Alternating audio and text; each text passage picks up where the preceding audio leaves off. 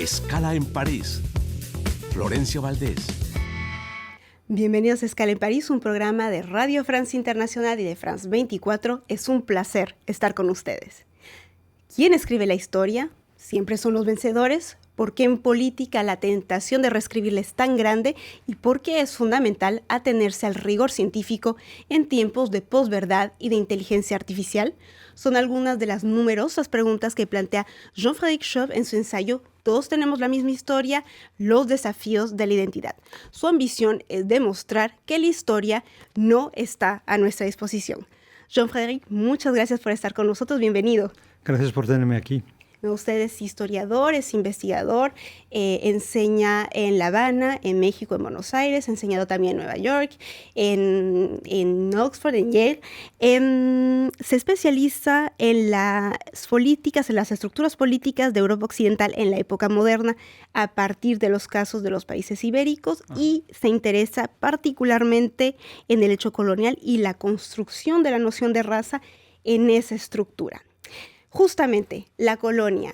Usted explica que partir la historia de los países entre un antes idílico y un post, que sería como una búsqueda de recobrar ese momento idílico, es obviar totalmente las estructuras de dominación que existían antes de la colonia y que persisten después. Cuéntenos. Por ejemplo, una de las formas de pensar ese tema y salir de la idea binaria de un mundo precolonial y luego un mundo colonial es seguir la pista de quiénes fueron las personas que tuvieron poder y autoridad en periodos precoloniales, tanto en América como, por ejemplo, en África. Y si esas personas, esas familias, esos grupos, negociaron con el poder colonizador durante el periodo colonial, y hasta qué punto esas mismas familias, esos mismos grupos, esos mismos clanes, están hoy día en los ministerios de las repúblicas independientes. Y siguiendo esa pista, por ejemplo, pues lo que tenemos es una historia algo más compleja que el blanco y negro del pasado idílico y del infierno colonial.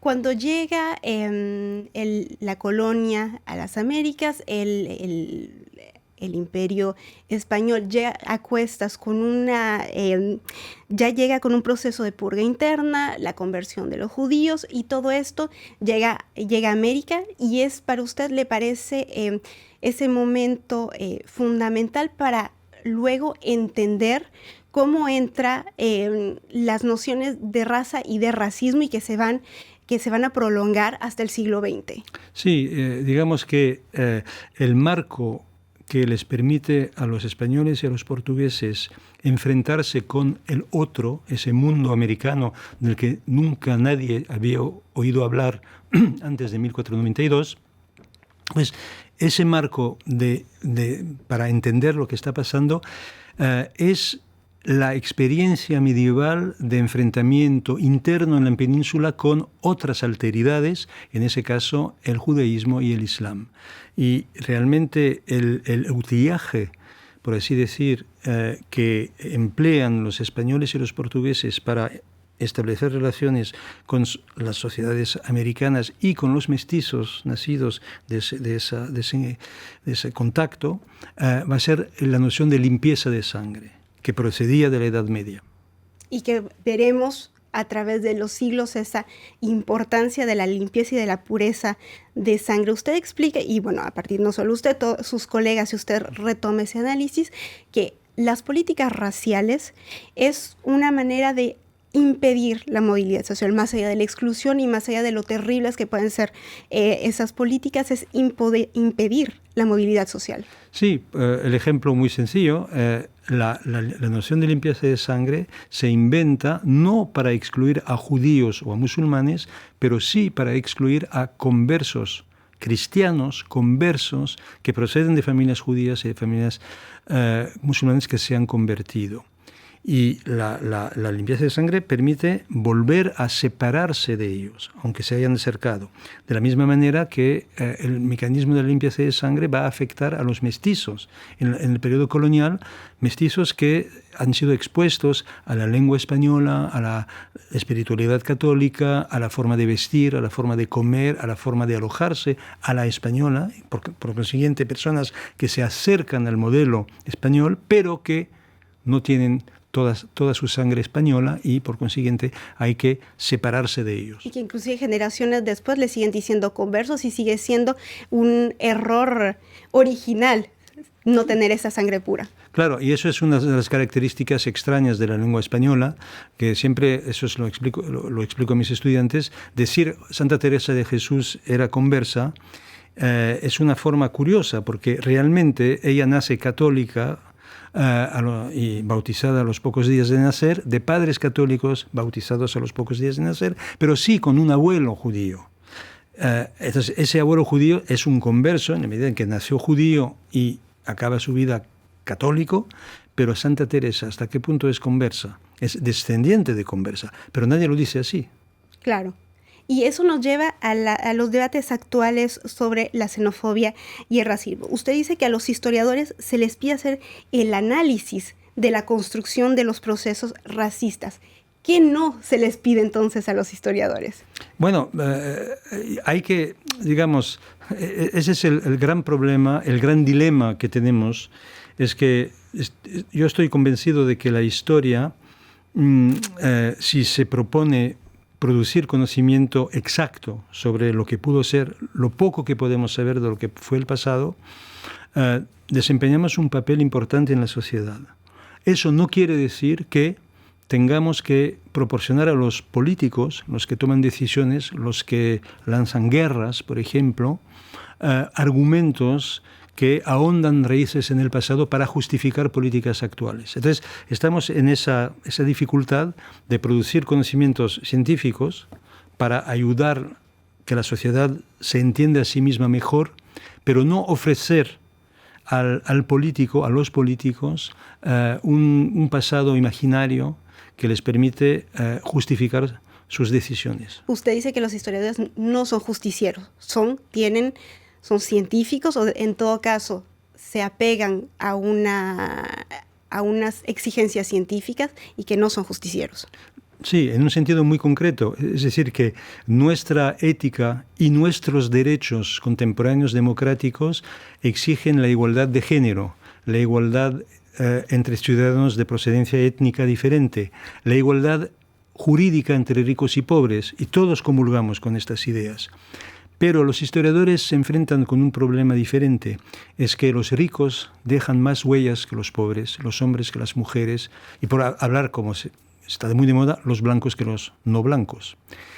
Y lo que no podemos hacer es ofrecer como una forma de compensación hoy día una historia que pretenda que podamos saber tanto sobre los pobres como sobre los ricos, sobre las mujeres que sobre los hombres, sobre los no blancos que sobre los blancos. Eso no lo podemos hacer. Usted habla de las asimetrías porque precisamente usted dice, bueno, sí, los ricos dejan más fuentes porque tenían tiempo de dejar fuentes, los pobres están en la supervivencia.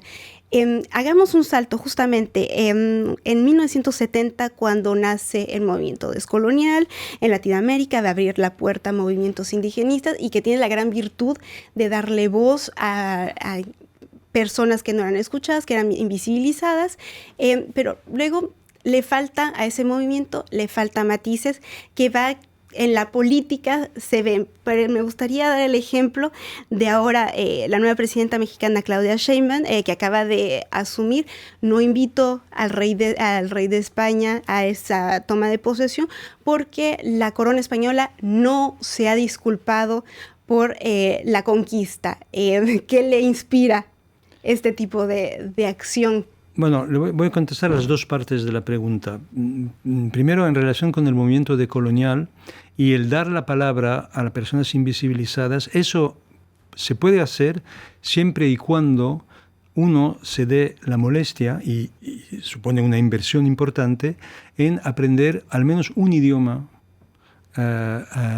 indio, amerindio o autóctono, llamémoslo como queramos, Porque si no, toda esa idea de que la lengua española y la lengua latina han desbancado los saberes, las filosofías, las cosmogonías prehispánicas, carece de sentido siempre y cuando uno no pueda penetrar esas ideas, esos conceptos, esas cosmogonías. Algunos investigadores, muy pocos, por ejemplo, en Bolivia, Silvia Rivera Cusicanqui, sí, que son capaces de penetrar la lengua quechua en ese caso, y la española, pero el grueso del movimiento decolonial, en absoluto, es un mundo que trabaja en español y en inglés, nada más. Ahora, en relación con la pregunta sobre la disculpa, una disculpa a 500 años, en general, y sea cual sea el tema, carece totalmente de sentido desde mi punto de vista. O sea, no le vamos a pedir a Dinamarca que se disculpe por las masacres abominables que cometieron los vikingos en el siglo X en Europa Occidental. Es decir, que hay que reconocer algo que puede ser muy arbitrario, pero a la distancia del tiempo, de alguna forma, disuelve las culpas y las responsabilidades. Entonces, nosotros podemos ver cómo, por ejemplo, la práctica de la trata atlántica contra los africanos, le podemos aplicar a posteriori el concepto de crimen contra la humanidad, recordando que ese concepto fue aplicado a posteriori al genocidio de los judíos y de los gitanos. Es decir, que es un concepto que nace después de la Segunda Guerra Mundial y de forma retroactiva define lo que ocurrió durante la Segunda Guerra Mundial. De la misma manera, a mí me parece de recibo, aceptable, decir que la trata, con las condiciones que fueron suyas, ha sido un crimen contra la humanidad. Eso lo podemos hacer, pero luego ofrecer disculpas, compensaciones a 200, 300, 500 años, yo creo que carece de sentido. No me quiero despedir, Jean-Frédéric, porque ya se nos acaba el tiempo, diciendo que usted dedique este ensayo a Samuel Paty, profesor de historia asesinado aquí en Francia en 2020, y a Dominique Bernard, profesor de francés, también asesinado por islamistas radicalizados. ¿Por qué era tan importante rendir este homenaje? Era importantísimo primero porque yo creo que en un país como el mío, un país en el que es un país en plena evolución demográfica, los profesores de la enseñanza secundaria son las personas que están en el frente del cambio social y que están viviendo todas las problemáticas más difíciles, más complicadas y en ese caso más peligrosas, que se derivan no de la inmigración en general, por supuesto, pero sí de un proyecto político que está actuando en Europa, que es el proyecto político de determinados regímenes árabes islámicos o de determinados grupos como los hermanos musulmanes que han decidido acabar con el proceso secularizador de los musulmanes que residen en Europa. Y esa es una lucha política que estamos llevando, no desde el cristianismo, no desde el judaísmo, sí desde la secularización contra el islamismo y la lucha islamista contra el poder secular. Y de ahí la importancia del rigor científico y del rigor histórico. Muchísimas gracias, Jean-Frédéric, por habernos acompañado. Usted publica, todos tenemos la misma historia. Muchísimas gracias. Gracias por su invitación, Florencia. Y muchas gracias a todos ustedes por su confianza. Saben que también estamos en rfimundo.com y france24.com. Hasta la próxima.